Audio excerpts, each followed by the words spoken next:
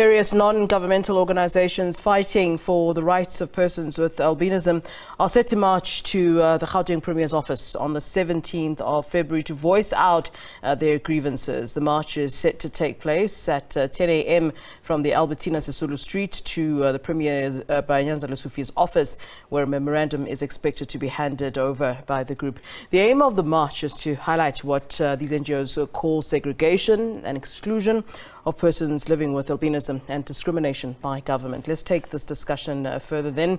We're joined here in studio by one of the organisers, Kamohelo Teele. Very good afternoon to you. Thank you very much for joining us here on SABC News. Greetings to you, Mama. Greetings to the viewers at home and all the South Africans that are watching this interview. I am really blessed to be here. All right, thank you for joining us. Well, talk to us about this march and how it came about. You're saying it's not the first time, you're putting your concerns forward to government representatives. I think you mentioned that, you did at some point have engagements with the MEC for social development. Did nothing come out of that? I mean, why are you marching again? Firstly, thank you for the opportunity that you have given me to be here. As you may know, that South Africa is a sovereign constitutional democratic state governed, amongst others, by the supremacy of the Constitution and the rule of law. Section 17 of the Constitution of the Republic gives us the right to engage in a peaceful march demonstration.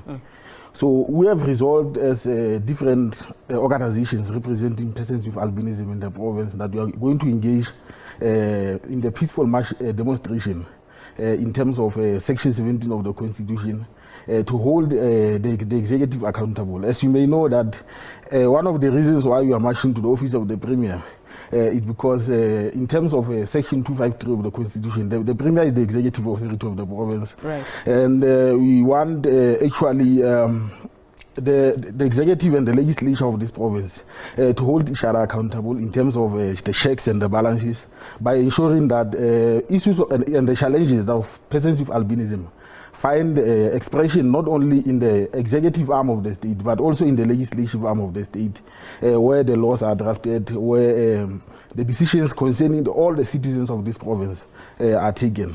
Yeah. So it is important that all of us engage in this march to outline our challenges that affect us as people with albinism. Let's talk about those issues that you want to outline, and perhaps we should, be more specific and talk about what exactly is in your memorandum. I see that you're, discussions wanting to highlight issues like the issue of segregation, what you perceive as, exclusion, discrimination, yes, by government. So how have you put that together in this, memorandum that you'll be handing over? Well, I will use the Constitution as the starting point, because we have been told on various occasions that our Constitution is the best in the world in terms of human rights. Others say it is transformative, whereas others say that it is equated to the Canadian Constitution in terms of human rights. But you don't see that happening when it comes to persons with albinism. Yet we experience the high level of subjugation, the high level of stigma, discrimination, bullying in the public schools, lack of access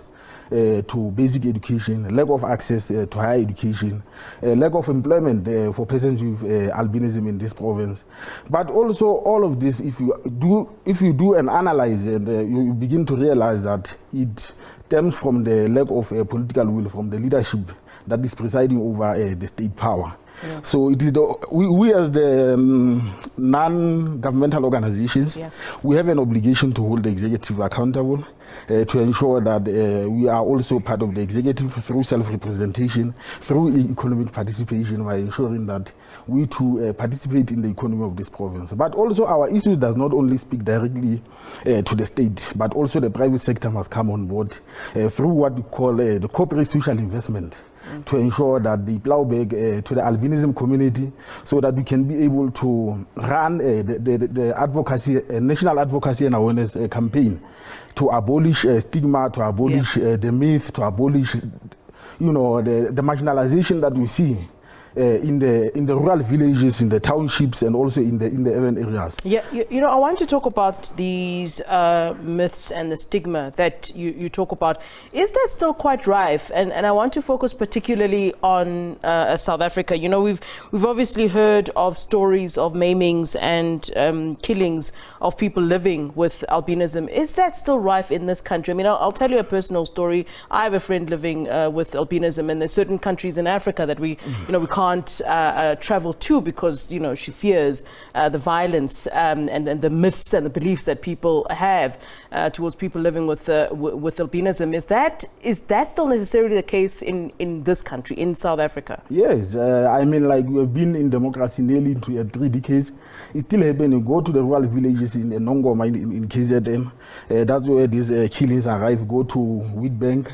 But KZN, that's where majority of these killings are happening. Yeah. You get stories of parents of children with albinism selling their children in exchange of monies. You get cases where our body parts are being used as potentials to make people rich and successful. But it's only a myth. Yeah. I personally don't believe in that, but there are people who believe in that, and we are being used as a sacrificial lamb to ensure that people accent whatever powers that they want to through our blood. Yeah. Do you have any understanding as to where these myths come from? And I mean, for me, it's obviously for someone who doesn't understand, it really just sounds very silly and ridiculous and absurd. But, you know, where does it emanate from? Where's the root of all of this? Do you know? It emanates from the West Africa. I mean, if you check the academic literature, you will see that in the West African countries, Burundi, Malawi, Tanzania, that's where this whole thing started. To an extent where our people end up being placed in the camps for their own safety, and to the intervention of the UN. So that's where this whole thing started, and now South Africa is experiencing the similar challenges to that of the African continent. So that is why we are here as the NGOs to help spread awareness through national advocacy and awareness campaign. So we need funding to be able to do that. We need the support of government. We need the support of the private sector. We need all the stakeholders to come on board. We need all the South Africans to come on board in ensuring that we work collectively as a nation. I mean, we are a country of non-racialism. We are a country of unity, of harmony. And even if you read our constitution, you will begin to realize that it is found on premises of healing the divisions of the past, amongst others, the subjugation on the grounds of race, the domination, exploitation, and all of these challenges. So in this constitution that we are being told that is the best in the world, all of us ordinary South Africans, the people on the ground, have an obligation to ensure that we work together as a collective to abolish the myth and the stigmas that are out there. And do you think that you have enough people campaigning for you? I mean, I've seen of late that there are a lot of, influencers that are living with albinism, there's also actresses and so forth. Do you think that also helps in terms of squashing these ridiculous myths and stories? Because now there's, we're able to interact and we see that this is based in methodology that doesn't make sense, really. I always tell people that it's not about influencers only. Yeah. The best way to liberate a person with albinism from the same stigma and marginalization is to empower that person. Is to make sure that we give that person a job, because once he has a job, he's in a position to buy himself a sunscreen, he's in a position to be a respected member of the society. Once I'm a law student today. I hold honors degree in inclusive education. I was a teacher and then I resigned, and now I'm pursuing a different route at law. Yeah. So you could understand that a lot needs to be done to ensure that our people are empowered, give them access to basic education, give them access to higher education, so that they can be self-reliant, so that they can be independent and define their own destiny. I mean, if I was telling one of my colleagues last week to say, if I did not have the degrees that I have today, I would have never accumulated the higher social status. Right. Because the more you do get education, the higher social status you get. So if you don't have that as a person with albinism, you are prone to marginalization. Right. You are prone to discrimination. Because in the ultimate end, people will respect you for what you do. People will respect you for the position. Which it shouldn't actually be like that. It shouldn't be like that. Yes, it shouldn't be like that, but that's the reality that we live in. That is why part of our demands in the memorandum is to say that our people must be given jobs, permanent jobs in the public sector, and as well as in the private sector.